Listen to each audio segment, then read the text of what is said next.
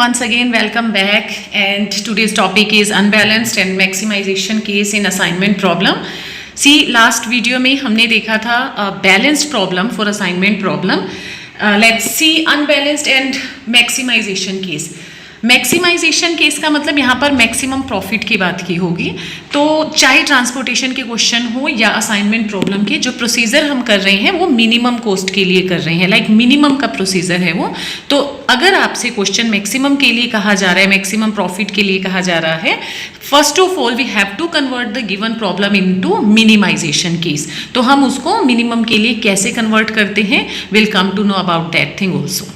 Okay, suppose a machine repair shop has 4 mechanics available to attend to job available on a particular day, and there are 5 jobs available with expected profit for each mechanics on each job, which are as follows। तो आपको कहा है यहाँ पर कुछ machines available हैं, mechanics available हैं। तो मैकेनिक्स जो हैं, जो जॉब्स उनको दी जा रही हैं, पर जॉब पर उनको कुछ डिफरेंट प्रॉफिट है, वो केस यहाँ दिया हुआ है। जैसे फर्स्ट मैकेनिक्स अगर ए पर काम कर रहा है तो उसे 60 रुपीज़ प्रॉफिट मिल रहा है, बी पर उसको 76 मिल रहा है, सी पर 47, लाइक दिस। ये आपको प्रॉफिट मैट्रिक्स गिवन है। आपका पर्पस है कि किस मैकेनिक को कौन सी जॉब असाइन की जाए कि ओवरऑल मैक्सिमम प्रॉफिट हो। ठीक है, तो पेपर में भाई जब भी प्रॉफिट का क्वेश्चन आएगा, सबसे पहला काम मुझे उसको मिनिमम के लिए सॉल्व करना है। तो मैं उसको मिनिमम कॉस्ट के लिए कन्वर्ट करूंगी गिवन मैट्रिक्स को। फिर उसके बाद लास्ट में वापस ओरिजिनल मैट्रिक्स से हम उसका आंसर ऑब्टेन करते हैं। तो आपको स्टेटमेंट देखने के बाद ये पता लग रहा है कि ये अनबैलेंस्ड है। ठीक है, अनबैलेंस्ड है तो हमारा पहला टास्क तो उसको बैलेंस कन्वर्ट करना है। अगर दोनों क्वेश्चंस एक साथ मिल रहे हैं, अनबैलेंस्ड है और मैक्सिमम है, तो पहला काम आप उस अनबैलेंस को बैलेंस करेंगे और उस मैक्सिमम मैट्रिक्स को मिनिमम में कन्वर्ट करेंगे। ठीक है, since they are 4 mechanics 5 jobs on balance problem, तो अनबैलेंस को बैलेंस में कैसे कन्वर्ट करते हैं, हमें डमी रो या कॉलम की एंट्री करवानी है। तो 4 मैकेनिक्स हैं, 5 जॉब्स हैं, यानी कि एक मैकेनिक का अगर मैं रो की बात करूं वो यहाँ पर कम है, तो हम डमी रो यहाँ पर ऐड कर देते हैं।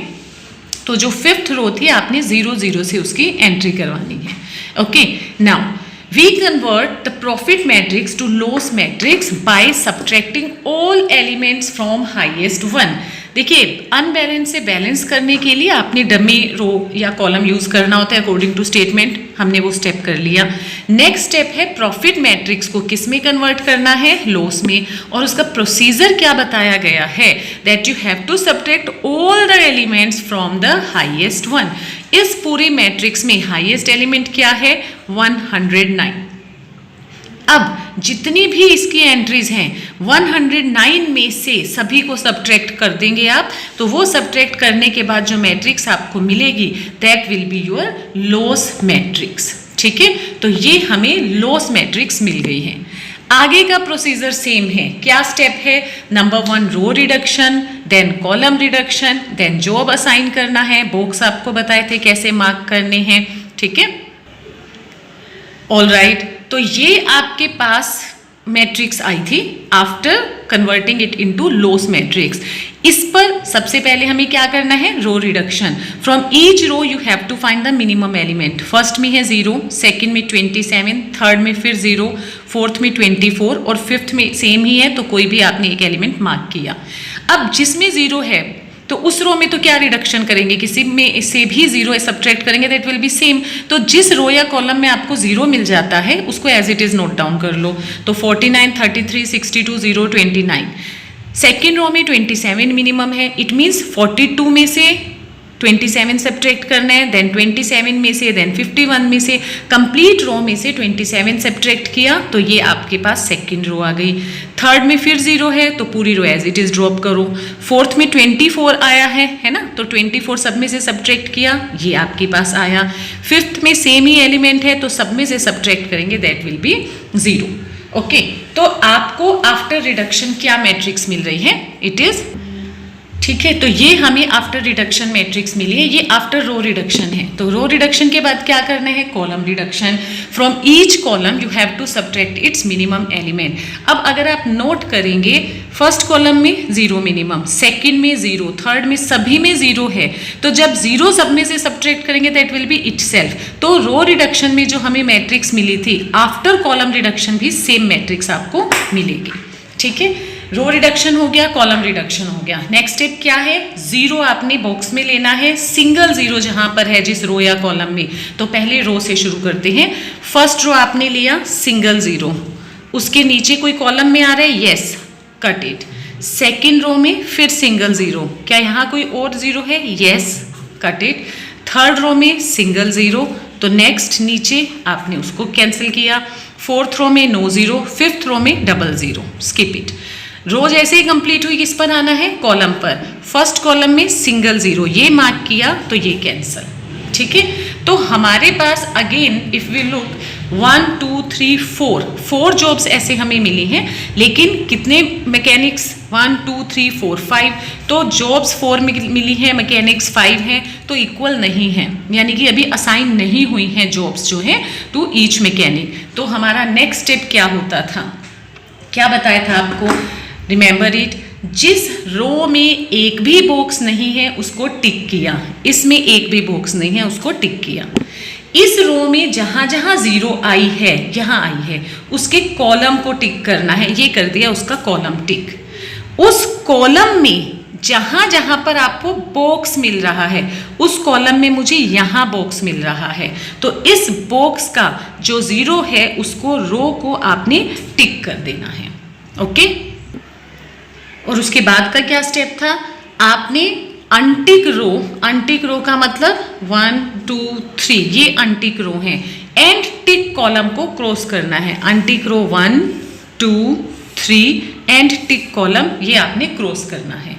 After that you need to find the minimum element from uncovered. तो अनकवर्ड ये 2 लाइन बची हैं, इसमें मिनिमम एलिमेंट क्या है, आप कहेंगे इट इज 8। ठीक है, इस 8 को अनकवर्ड में से क्या करना है, सब्ट्रैक्ट करना है, और इंटरसेक्टिंग पॉइंट पर आपने क्या करना है, इसे ऐड करना है। Let's see what we get here. तो आपने अनकवर्ड यानी कि 24 19 42 31 45 24 15 और 8, इनमें से तो सब्ट्रैक्ट करना है। तो इंटरसेक्टिंग कौन कौन से मिल रहे हैं आपको, जहाँ प्लस का साइन बन रहा है, 62 24 एंड ये 0, ये 3 इंटरसेक्टिंग है, इसमें इस 8 को आपने प्लस करना है। तो 49 33 62 में 8 प्लस करेंगे आप, it is 70, then 0 and 29 as it is. फिर सेकेंड रो में 24 में आपने 8 ऐड करना है ना, क्योंकि ये इंटरसेक्टिंग है, तो 32, बाकी एज इट इज़। 15 0 32 10 27, 15 0 32 10 27।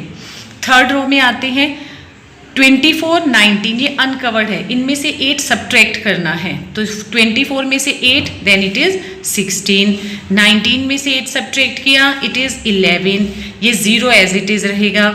42 में से 8 जाएगा, आपके पास कितना आएगा, इट इज़ 34, एंड 31 में से 8 जाएगा, कितना आएगा आपके पास, it is 23। Okay, after that 45 24, तो 45 में से 8 37, 24 में से 8 इट इज़ 16, उसके बाद ये 0 एज इट इज़ रहेगा। 15 माइनस 8 7, 8 माइनस 8 0, 7 0। लास्ट रो में 0 0, ये इंटरसेक्टिंग है तो यहाँ 8 आ जाएगा, बस 0 0 8 0 0। ठीक है, उसके बाद अब असाइन करके देखते हैं। फर्स्ट रो में सिंगल 0 मार्क, यहाँ कैंसल। सेकेंड रो में सिंगल 0 मार्क, तो ये कैंसल। थर्ड रो में सिंगल 0 मार्क, ये कैंसल। फोर्थ रो में सिंगल 0 मार्क, ये कैंसल, और फिफ्थ रो में single 0 we have marked it. तो अब आप देख रहे हैं 1 2 3 4 5, so 5 jobs 5 mechanics. Now our question is done. अब ये देखना है कि किस मैकेनिक्स को कौन सी जॉब असाइन हुई है, उसको प्रॉफिट कितना था, तो वो प्रॉफिट मैट्रिक्स पर आप जाएंगे। ये था 1 2 3 4 5, जॉब 1 2 3 4 एंड 5। तो हम देख लेते हैं। फर्स्ट मैकेनिक को जॉब 4 मिल रही है, सेकंड को जॉब 2, थर्ड को जॉब 3, फोर्थ के लिए जॉब 5 एंड फिफ्थ के लिए जॉब 1। ओके, अब देखते हैं कि प्रॉफिट कितना था।